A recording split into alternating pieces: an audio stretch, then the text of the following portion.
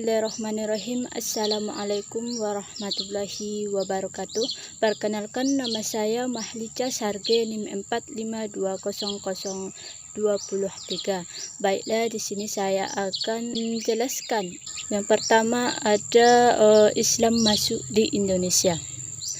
Islam masuk di Indonesia sekitar pada abad ke-7 sebelum Masehi, di mana Islam ini dibawa oleh para pedagang-pedagang dari Gujarat, India, dan juga Persia. Islam masuk di Indonesia ini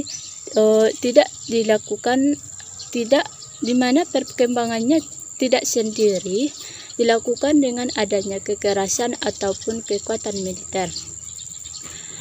Teori-teori yang masuknya Islam di Indonesia, yang pertama ada teori Gujarat ataupun India. Masuknya Islam dipercaya datangnya dari wilayah Gujarat sampai India melalui para pedagang Muslim pada abad 13 Masehi. Yang kedua ada teori Mekkah. Teori Mekkah tiba di Indonesia langsung dari Timur Tengah, di mana melalui jasa para pedagang pada abad ke-7 sebelum Masehi. Yang ketiga ada teori Persia. Islam masuk pada abad ke-13 sebelum Masehi melalui peran pedagang asal Persia, kemudian singgah ke Gujarat sebelum ke Nusantara. Yang kedua ada bagaimana perkembangan perekonomian di negara Indonesia.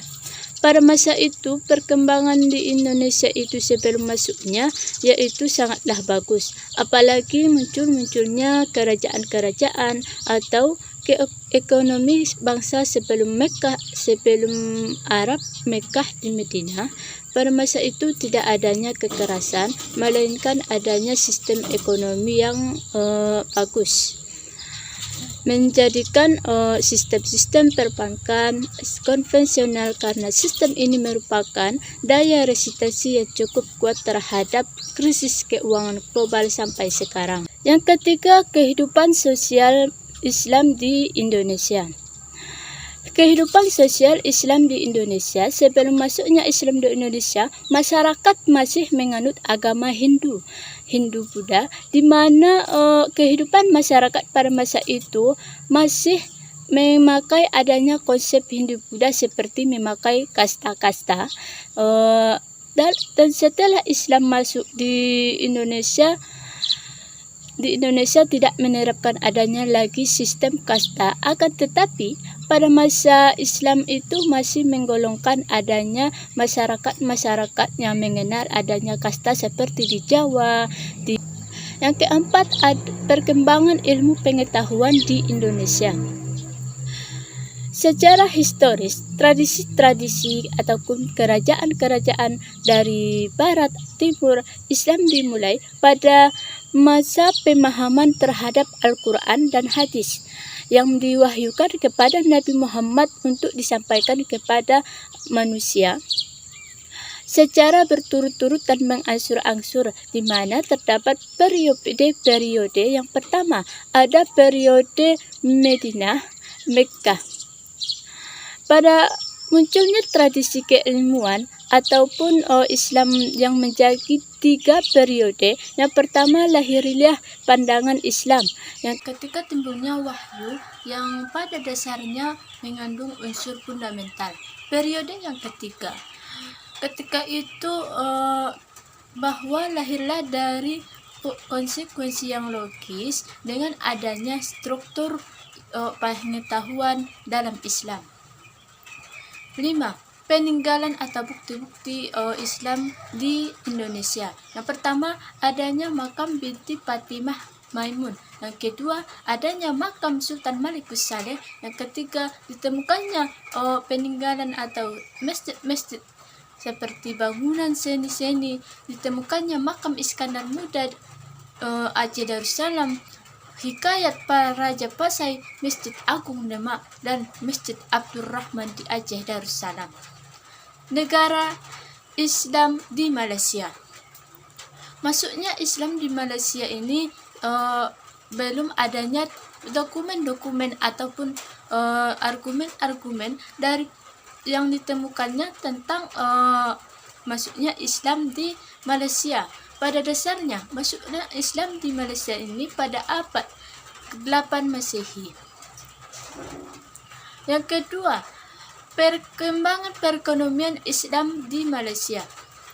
Perekonomian Malaysia dengan adanya bank-bank syariah seperti adanya tahayul mempunyai fitur-fitur agar Malaysia dijadikan sebagai pusat yang regional secara regional ataupun keagamaan. Perkembangan ilmu pengetahuan di negara Islam Brunei Darussalam di Malaysia. Ilmu pengetahuan di Malaysia adalah sebuah akal atau pernyataan untuk mengembangkan keinginan. Dalam perkembangan ilmu pengetahuan ini bertujuan untuk mewujudkan kemajuan dan teknologi-teknologi di berbagai bidang agar Islam di Malaysia ini menjadikan mudah menyiarkan atau mudah berkomunikasi antar sesama di Malaysia. Yang kedua, yang keempat, kehidupan sosial di negara Malaysia. Raja pada umumnya dipandang sebagai pertahanan dalam kehidupan masyarakat, di mana pada waktu itu menciptakan adanya kepercayaan dengan tujuan untuk mewujudkan masyarakat Muslim yang demokratis di tengah-tengah kehidupan multi etnis dan agama. 5. Peninggalan atau bukti-bukti di negara Islam Malaysia. Terdapat adanya masjid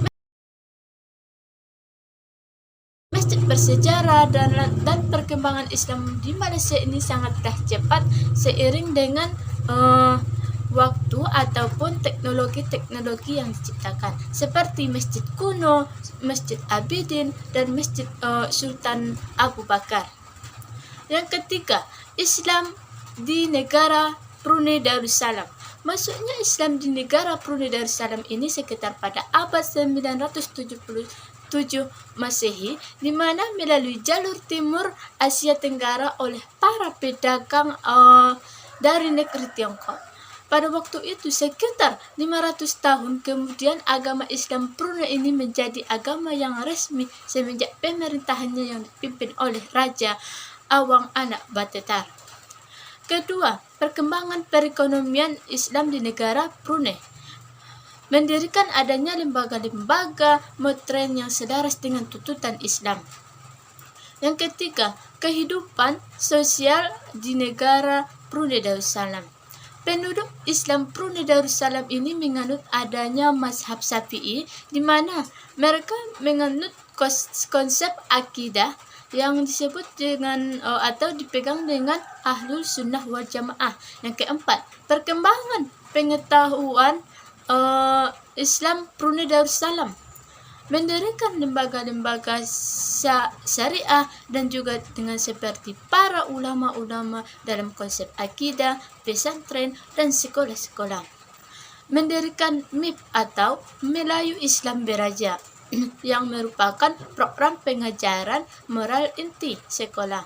Mendirikan sekolah-sekolah. Dan 5. Peninggalan dan bukti-bukti di Islam Brunei Darussalam seperti banyaknya peninggalan-peninggalan bersejarah seperti Masjid Omar Ali Saifuddin, Masjid Kampung Mesin, dan lain-lain.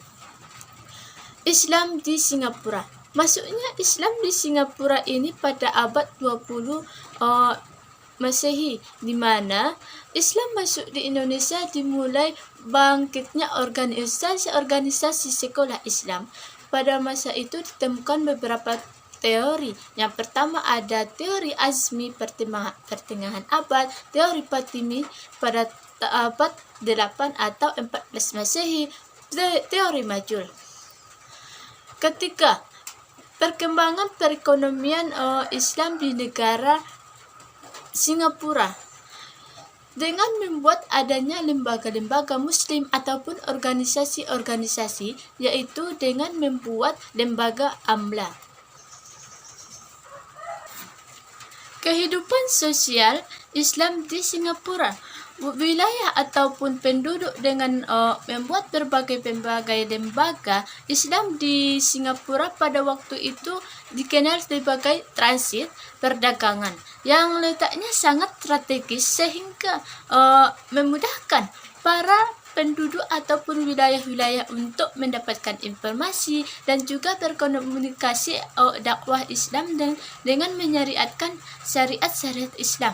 Yang keempat, perkembangan ilmu pengetahuan di negara Singapura. Islam di Singapura ini merujuk pada sistem pendidikan di mana terdapat ilmu-ilmu ataupun yang mengajarkan dakwah-dakwah Islam dengan adanya para sistem Mesir dan juga Arab seperti madrasah, sekolah Arab dan juga sekolah-sekolah agama. Yang kelima, peninggalan ataupun bukti-bukti yang terdapat di Islam di negara Singapura seperti banyaknya peninggalan sejarah-sejarah seperti masjid bersejarah, Masjid Hajjah Fatimah, Masjid Omar Kampung. Islam di Filipina. Masuknya Islam di Filipina itu pada tahun 1380 di mana Islam di Filipina ini masuk di wilayah bagian selatan khususnya Kepulauan Mindanao dan Sulu. Dalam sejarahnya, orang yang pertama kali menyebarkan ajaran agama Islam adalah Karimul Makhdum, seorang tabib dan ulama dari Arab, serta Raja Bagindo ataupun Baginda. 2. Perkembangan perekonomian Islam di Filipina. Perekonomian masyarakat yang diperoleh yaitu sektor perdagangan, di mana karena kan sebagai tempatnya yang sangat strategis dan mudah menjangkau para pedagang-pedagang lainnya untuk melakukan perdagangan antara ataupun dari luar. Ketiga, kehidupan sosial Islam di Filipina. Umat Islam di Filipina dikenal sebagai dengan mayoritas menjadi minoritas. Di segala bidang-bidang lainnya dikenal sebagai mayoritas, sebagai minoritas. Waktu itu pada kehidupannya proses Islamisasi di Filipina ini pada masa awalnya itu perdagangan, pertanian, politik dan juga perkawinan. Waktu itu Islam dibawa oleh para pedagang diterima baik oleh masyarakat sebab jasa dari mayoritas ini menjadi minoritas di bagian selatan menjadi berkembang karena letaknya tempat perdagangan mereka sangatlah strategis sehingga menjangkau para pedagang-pedagang dari luar. Yang keempat, perkembangan ilmu. Umat Islam di Filipina ini mendirikan berbagai media sah seperti media lembaga formal untuk pendidikan para formal ataupun mendirikan sekolah-sekolah agama. Bukti-bukti ataupun peninggalan yang terdapat di negara Islam Filipina yaitu Masjid Syekh Karimul Makhdum, Masjid Taluk Sangay dan juga Masjid Al-Dahab. Sekian, assalamualaikum warahmatullahi wabarakatuh.